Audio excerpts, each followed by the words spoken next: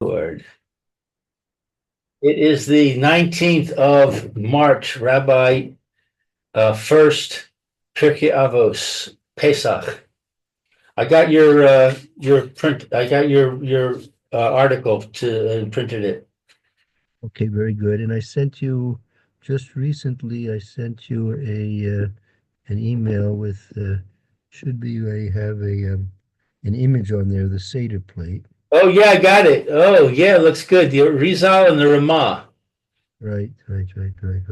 So Mayor said he's going to be a few minutes late. So I'll tell you what. Let's look at the Seder plate for the beginning to start that. Okay. It's not what the okay. Interesting. Okay. But the Uh, Ramah puts the matzahs on the plate and the Arizal doesn't. right. That's number one. Now. That's something I usually follow the Ramah, but I don't have the you need a very large plate for that, right? Yeah. Um, how we worked it out, I don't know. So I usually put the matzahs on the bottom. I have a like a stand, and the plate goes on the stand, and the matzahs fit underneath the stand. But so that's usually what I do. And Right. We have a very big plate, I think. I'm not sure if it's big enough to fit matzahs, but we use machine matzahs, so they're not as big as the handmaids. yeah, so that's an option. That probably would work. The machine matches most likely would fit. Now, but the thing is that we'll discuss um, when we get to it inside the reasoning of the remote. Uh, but basically, the way that the Seder play is arranged is the Ramah wants to. I think I mentioned this yesterday to avoid the difficulties of passing over mitzvahs, which we call ma'arvin or mitzvahs. You don't want to pass over, so to speak, ignore a mitzvah. So, so if you look at the Arizal, right, if you look at the Arizal, his arrangement is made according to Kabbalah and without regard for the passing over the mitzvahs. So if you see at the bottom, the first thing you would come to, if this is in front of you, if you're looking at this in front of you, sitting at your table and have the plate facing you, so the first thing you come to is the charosis, which is very far into the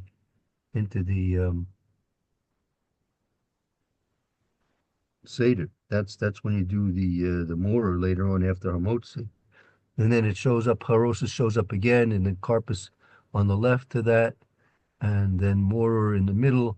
Then you have the egg, and you have the shank bone, right? So Right. in order to get to carpus, you have to pass over the charosis because carpus is going to be the first thing that you come to, right? Carpus is the first thing. That's the very beginning of the seder. So therefore, the Ramah arranges it differently. He arranges it with the carpus. Actually, let me see if I can uh, put this on the screen share.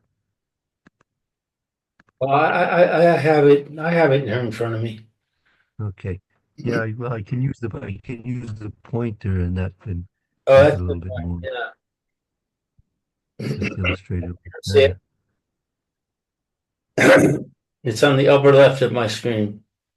Right. I'm going to try and adjust this for all these little. Oh, there we go. Okay. So so Yeah. here you see the reason you see the hand there moving, right? What's the So forgot. excuse me. What is the chazeres? Chazeres, that is usually the moror, right? That's usually moror, right? Okay. And you have and you that's the and then so that's at the bottom here, right? But you're not going to get to that. You're not going to get to that until later on after Hamotzi, and carpus comes before that. So in order to get to your carpus at the beginning of the seder, you have to pass over and ignore the chazeres. right? Right, And so that's not so I in halacha that's not so um acceptable. You want to try and avoid that. So therefore, the Ramah's Seder plate is set up. They have the carpus first. So you stretch out your right hand, take the carpus, then you're going to dip that in the salt water, right? Salt water. Um, Now the three matzahs here, as I said, technically speaking, it should be okay because you actually since they're covered, it's not really such a problem of Marvin or mitzvah. So if you can put them on the Seder plate, then to follow the Ramah's recommendations exactly, so it would be probably best to have them right there on the Seder plate. If you can do it, if you can get a big plate. Sometimes you get these, if you really want to, if you, depending on the size of your table, that you can get these big, um, that they use for waiters, these big trays for waiters, you right, know, really big, a big platter, right? So you really want to impress people with your Seder. You can get one of those, and then you'll have room for the matzahs and more everything. But I don't think you have too much room on your table for anything else. But right, that's okay for the until you get to Shulchan Aruch. You don't need too much on the table anyway. All you need is the Haggadah, and then wine and cups to drink the wine with, and then you're set. You have the Seder plate, then you're all set. It's really actually could be somewhat impressive and memorable to have such a thing on your table the Seder night. To know that the potential for spiritual growth is probably no greater time for that than the night of Yitzias Mitzrayim, the night of Seder night.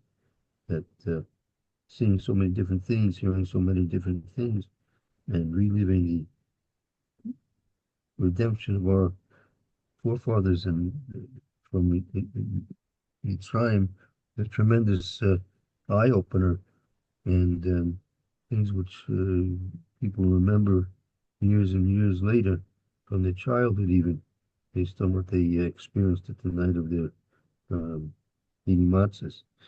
So yeah, if you get yourself a waiter tray, you can go into a restaurant supply store and probably get a nice tray. That might be worthwhile. But again, if you can't be arranged, so then you can just put the matzahs as I do underneath the Seder plate. And then you have the mortar on the because what happens, because you've done the carpus and salt water, and then the next mitzvah you're going to come to is the matzahs, right? That's why it's there, right? That's why the matzahs are there. And then after the matzahs, then you go to mortar, which is dipped in charosis, right? And the zroya, right? The zroya, we don't usually eat from the zroya, uh, but yes, everyone keeps it on the plate, and the bait, so the egg. And the point bear in mind that you have the egg. Now the roasted egg, some you're not supposed to eat from the zroy, the roasted meat, until tomorrow morning, on Yom Tov morning. Not to eat it that night, because on Pesach night we're not supposed to have roasted meat. We'll see those halachas as we go further on in the Mishnah Berurah here. But the roasted egg, you definitely and maybe even should be eating that egg on the night of Pesach, first Seder night. And so those are the basic two customs. There are many other customs as well to Seder plate, varying from place to place, time to time. And but these are the basic two that have been passed on to us: the minig of the Rizal and the minig of the Ramah. Uh-huh. Okay, Mayor's coming in. Okay, so maybe we'll just keep this on the screen to do a quick review from there.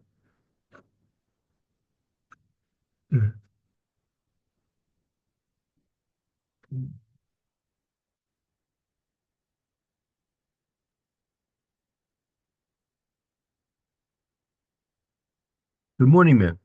Good morning. Good morning. Oh, I saw that picture. Yeah, in your Yeah, email. right, very good. Okay, good. So that's what we have here. The the Seder plate according to the Ramah and according to the Rizal. Um, many people, they don't really realize if they're just going into a store to buy a Seder plate, they'll most likely walk out with the Arizal. I don't think they market the Seder plates according to the Ramah. There may be a few marketed places where they sell the Ramah's recommendations for the Seder plate.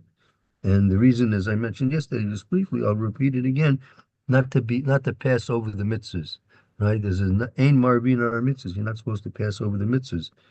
So the Ramah set up his Seder plate in a way that you don't pass over one mitzvah to go to get another one.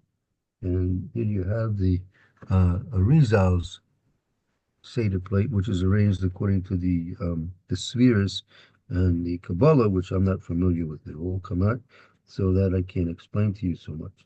But the Ramah does say that the arrangement is based on the Kabbalah. So that's Chazeres, which is basically the um, crane, and then you have Charosis, Karpus, Moror, Zroya, and Base, and then finally the Hugging. So we'll concentrate right now, just briefly again, on the Ramah's custom, and that's arranged in order you shouldn't pass over mitzvahs. You shouldn't ignore a mitzvah for the sake of doing another mitzvah. So therefore, you take the karpas first and you dip it into the salt water. So those mitzvahs, that's what you come and you stretch forth your right hand to the right side, getting karpas, then dipping into the salt water. Then after that comes the matzahs. You'll be making hamotzi and alichilas matzah. So that comes next. As we were discussing with Lou, it's not so simple especially if you have round matzahs, to put them on the same Seder plate as the other things. So what do you do Oh, then? yeah. Possibly what we decided maybe best thing is I took last night, as a matter of fact, the matzahs go on the bottom underneath the plate, if it's possible to do that. But if not, it's better to put it on top on the plate. And then after that, you take more, after you do a motzi and filas matzah, then you take more, you dip into charosis. Then the zroya, as we were just getting off saying, the zroya is not eaten until tomorrow, the next day. And final point in the egg, the beitza, there's some discussion between the Ramah and the Vilna Gaon on this subject. But in any event, the beitza is there, and it's roasted egg in general, and it could be eaten as well on the night of Pesach. Ah, very So interesting. Eh, that's just getting you caught up with Well, the thank you. yeah, of course. Okay, so now uh, let's uh, let's go to the document that you may have gotten last yesterday. I believe it was sent out. Let me see if I can't locate it in my files here.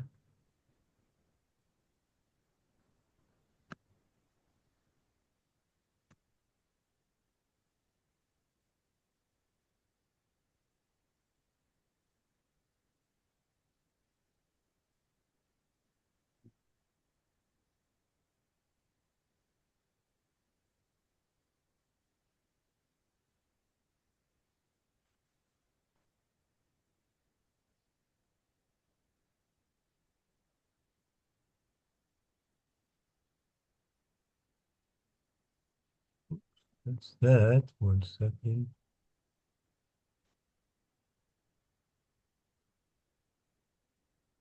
Oh, this is where we'll start today. This is uh, Ma'aseh Hashem. So this is talking about, if you remember, we left off yesterday, the first statement in Magid, Avadim Hayinu L'Paro Mitzrayim, and Hashem Elokeinu took us out with a Yad Chazaka Zro and the Tuya.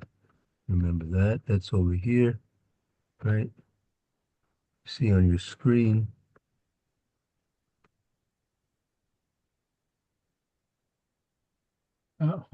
Let's see.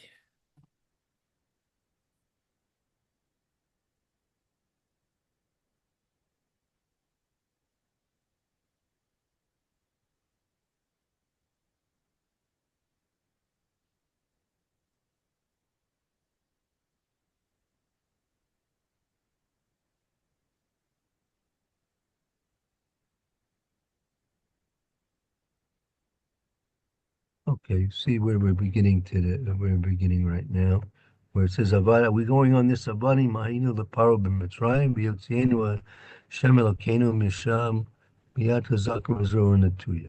So here in this document that you have in front of you, I was sent you yesterday. Ma'aseh Hashem. This is a sefer. I believe it was written.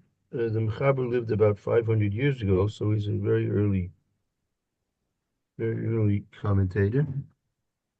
And I'll tell you a bit more about him in a few minutes. But let's see what he has to say here in the beginning here. Yeah, any beginnings you'd like to begin to read, Lou or Mayor? I got it.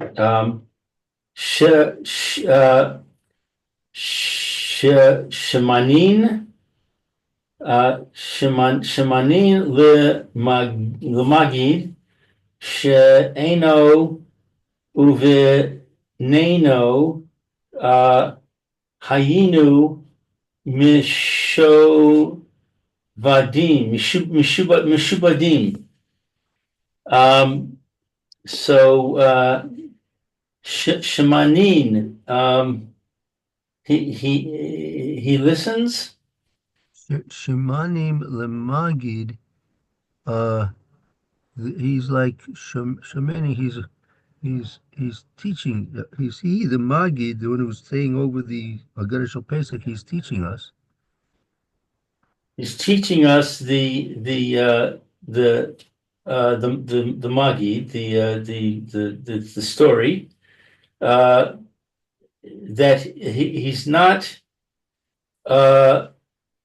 What is No, Sha'anu that we Ubanenu and our sons, I mean our offspring, and our sons are obligated in?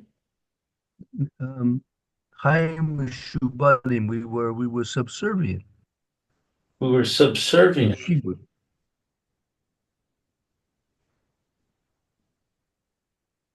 V'halo tachas ha'efsharos yesh kama v'kama mini hatzalos.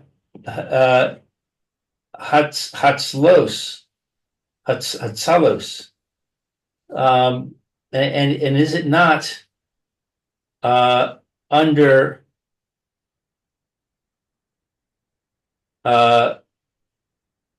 the tachas efsharim? Efsharim is like possibilities. What? Possibilities. Possibilities.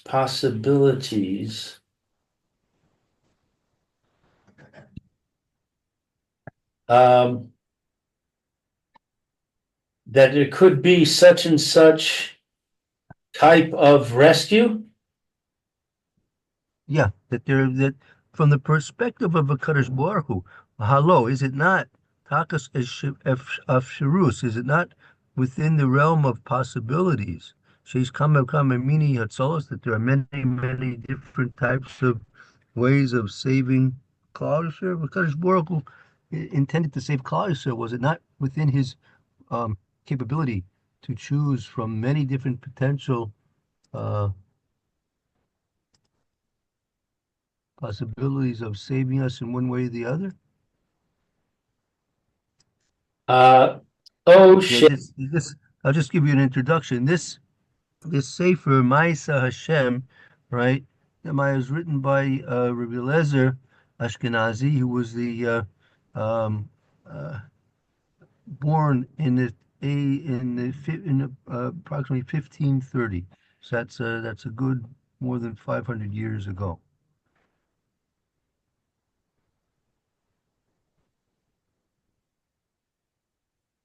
Yeah, just to let you know that for that fact, he was born in, if I'm not mistaken, I'm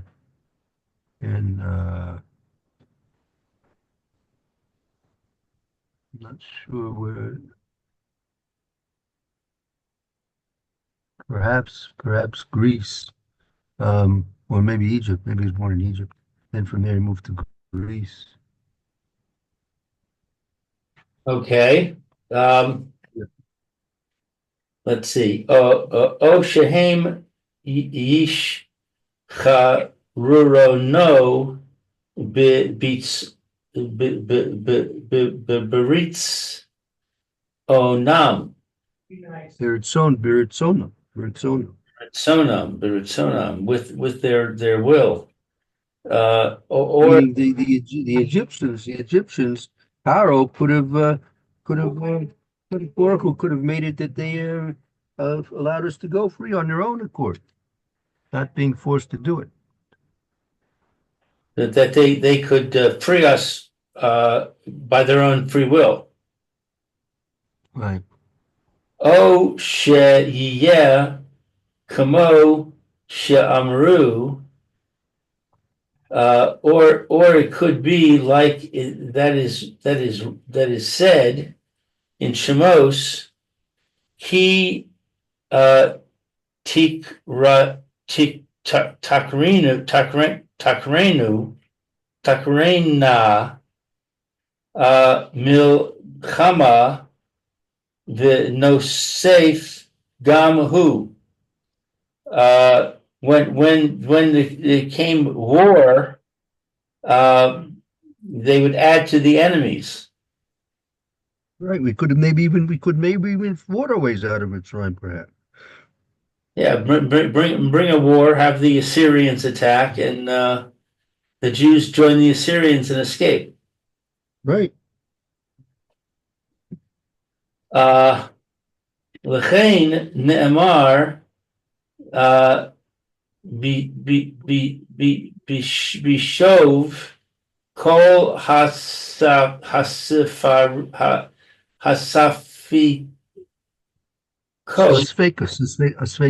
aspekos, doubt. Hanis karos. And therefore it said that they be Yeshuv, that they returned. That a Yishuv is an answer to all the really Svekos and questions are more or less the same. An answer to all the doubts and the questions. She'achar Shamar Hamagid Haishi Noyim V'amar Inyan Hasiva Hamecho Yivas L'chol. That afterwards, that after they said the Haggadah, what is Hashi no Yam?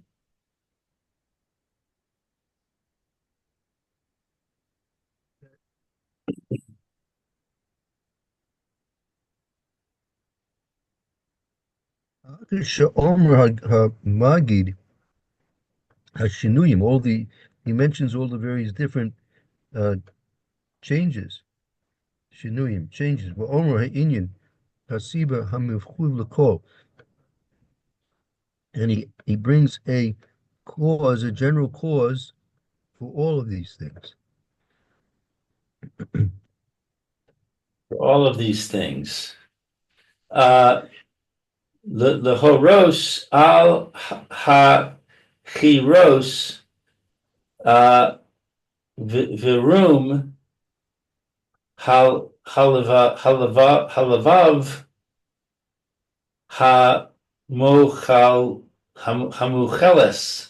hamuchelet. I don't know. The horos, I don't know. A horos, that horos is to indicate. to make it to indicate the chayrus, the freedom, v'roim halavav hamuchot, and the exaltedness of our hearts, uh, undoubtedly, without doubt. That again, let's just L'chein nemar b'yishuv kol ha'sveikas haniskas, and therefore it's said in order to resolve all the various doubts, questions that were mentioned. Sha'achar sha'omer hamagid hashanuyim, meaning that's a hashanuyim, that's a reference to the manishnana, right? Hashanuyim. After the magid says all the hashanuyim, all the different things that are different this night, right? And he says, "Va'omer inyan ha seva hamucheves lakoni." He brings down a general cause which obligates all these things. All these things are obligated because of one specific thing. Meaning, all the different things we're doing at the Seder, all the things we're talking about, all the things we're discussing, they're all coming from one specific reason, cause. And that's the opening statement, the avoiding the power of Mitzrayim. And Hashem took us out with Zroy and Natuya, Bayad Chazak with Zroy and Natuya.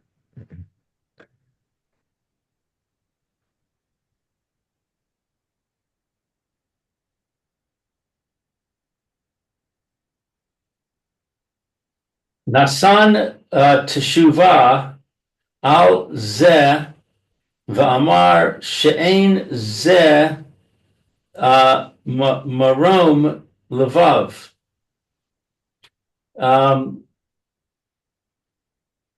He gives repentance. Well, Nasan Tshuva, well, the Tshuva means here an answer, means it's giving an answer, an explanation. He gives an answer to all of this, concerning this, saying that this is not, Marom is an elevation. Marom Lavav, right? Marom meaning exalted heart, literally like pride. Marom Lavav is pride. Pride, exalted heart. It's not an exalted, it's not pride. Right. It's not. He wants to in the beginning of the Haggadah, in answering to the four questions and all the other things which were discussed previous to that. The answer it's giving is not intended to be a source of pride for us. We're not. That's not the object of our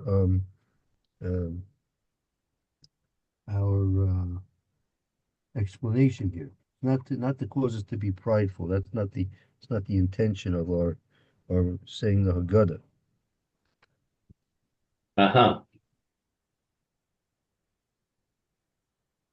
Aval lehoros she'avadim hayinu lefaro b'Mitzrayim v'hotziinu Hashem biyad chazaka.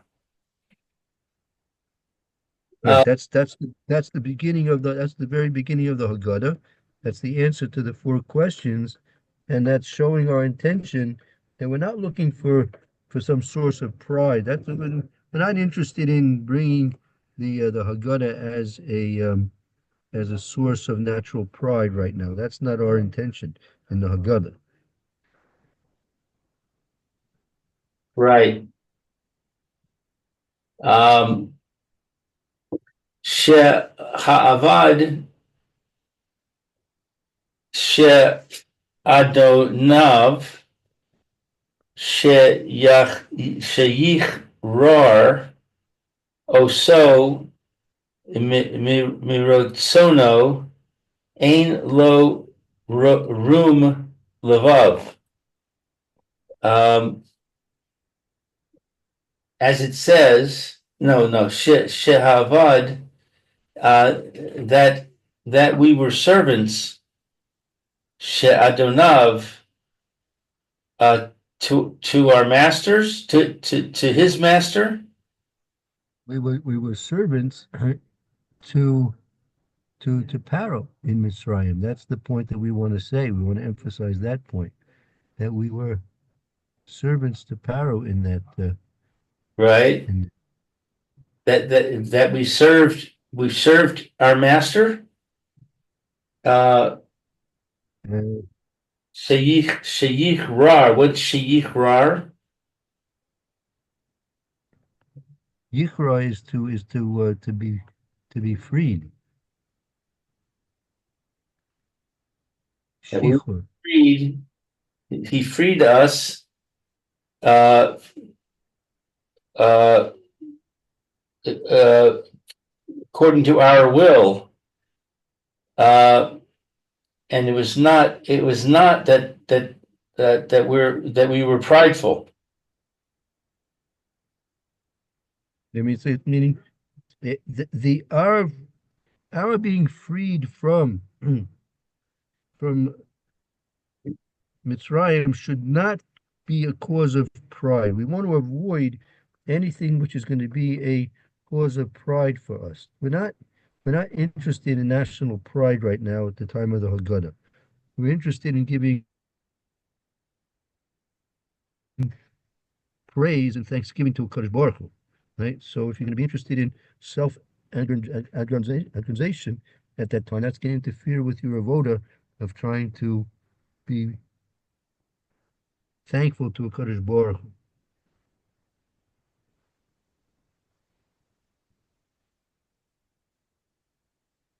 Ki ad ko yemei olam hu chafuf tachas ha adon, because until all the days of the world. What is kafuf? Kafuf is to be, we say zokev kafufim in the brachas of Shachri, zokev kafufim.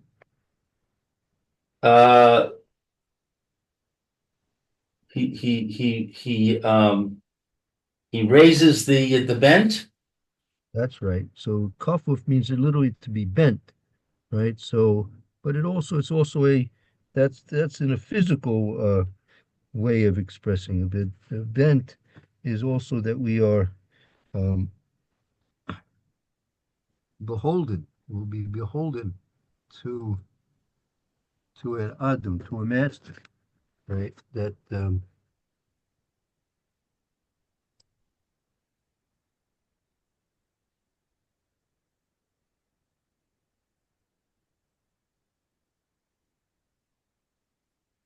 So we are bent underneath our master.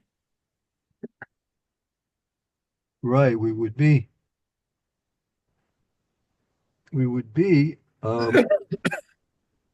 in a situation of beholdenness to someone, meaning had, as he says over here, that was alacherus he says here, nosen teshuva the kolze. He wants to give an answer. The Baal Haggadah wants to give an answer to all these questions that were mentioned, especially in the Manishtana. Let's see, I'm going to put this on the share.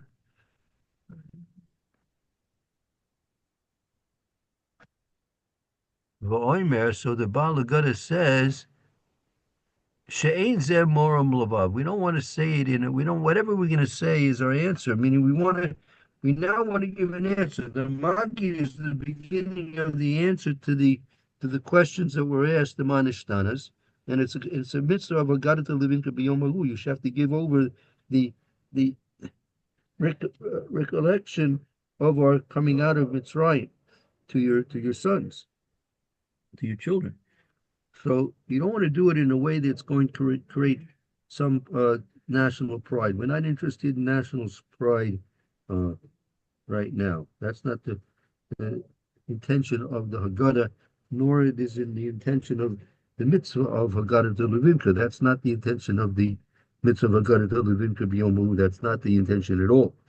So you want to avoid all possible causes of any national pride. So therefore, Laharos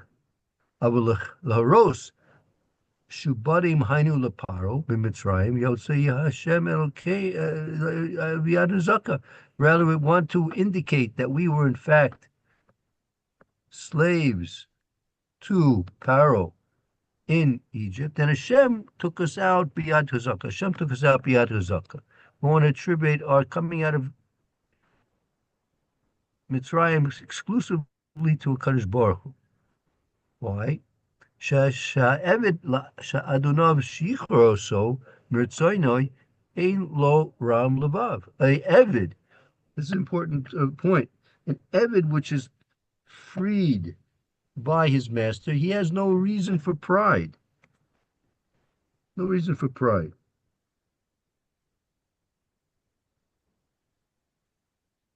Take the blacks in America. Abraham Lincoln freed the blacks. Blacks have no reason for pride, right? They should be forever indebted to Abraham Lincoln for freeing them. That's their true attitude that they should have. And yet we have pride because we think we're better than they are.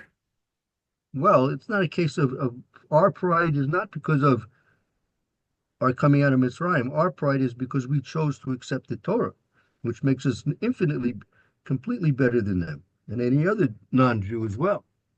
Because that was something where we expressed our bechira. We expressed our choice, our free will choice to accept the Kadosh Baruch Hu's Torah as our way of serving him. And that gives us infinite dimensions of pride and virtue over any other any other part of humanity. But that's not because we came out of Mitzrayim. That's because we accepted the Torah. So that's two absolutely different things. So it's okay for us to be prideful because we accepted the Torah? 100%. You're obligated to have that pride. So I don't get it. What's the difference if we're prideful for one thing or prideful for another thing? Isn't being prideful a negative? No, it's sometimes it's absolutely necessary, right? So being prideful, if we think mistakenly that somehow we got ourselves out of Mitzrayim, right? Number one, that's a big mistake because Hashem took us out. Number one. And if it would have been that we would have been released, right? We would have been released from our freedom through the free will decision of Pharaoh and Egypt to let us go. So there would be another problem, which he's going to develop that. We haven't got to that point exactly yet. We're sort of just on the fringe of discussing that concept right now. But he's making this statement: "She'evid she'adonav shicher." So miritzoino ein lo ram levav, an evid, a servant, a slave, who his master freed him willingly. That slave has no reason for pride. Why?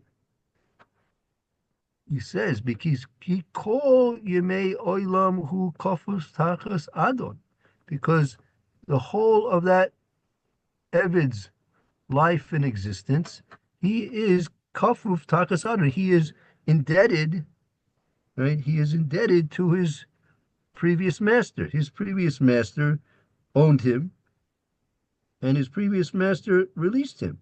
So that Evid is obliged to forever be grateful to his previous master, because had his master not freed him, he would still be a slave to that master, and he owes his whole freedom to the kindness and mercies and decision of his master. So he's always going to be beholden to his master. Even after he's been freed. Exactly, exactly. Right. Because his whole freedom is dependent and based upon his master's mercy upon him. But it's So I'm not just using Abraham Lincoln as an example. right, but it's not the master that he's beholden to, it's the one who freed him. Right? Abraham Well, is not the master, if freer. yeah, so again, if it's his master who freed him, he has to be thankful to his master. If someone came along and, let's say, killed his master, and then through killing his master, he freed the slaves, so that slave has to be indebted to the one who killed his master. But whoever was the cause of his freedom, right? That person who's the cause of his freedom, he is indebted to that person forever and ever. Right. So the blacks are indebted to Abraham Lincoln, and Right? the Jews are indebted to Hashem.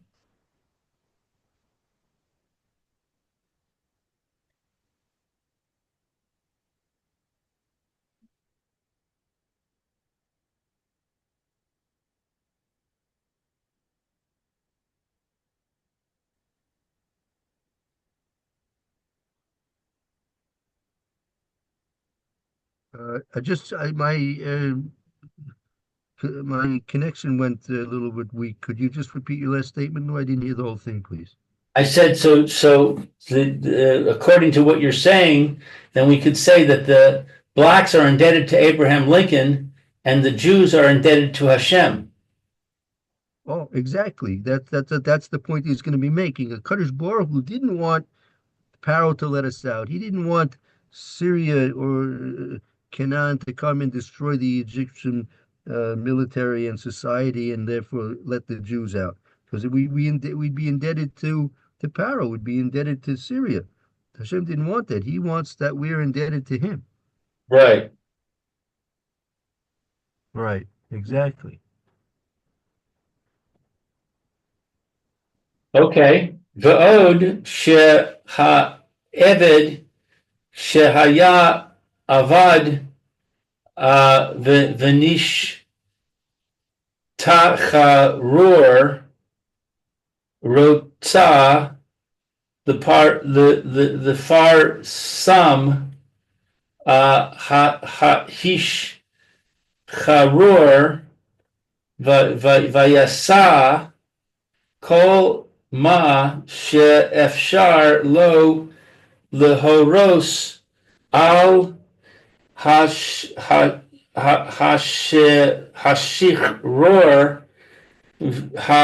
hamochelet Hamuchlat. hamuchlat. So furthermore, that the servant is a servant that is freed.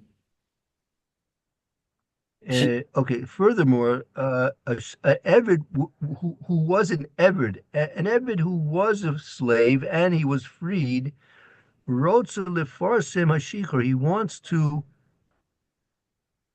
announce and make known Lefarsim, to publicize the freedom.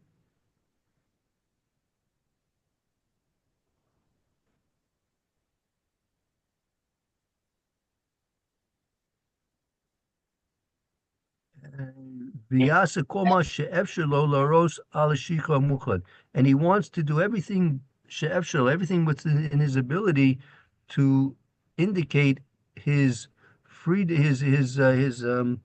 his absolute freedom, his complete freedom.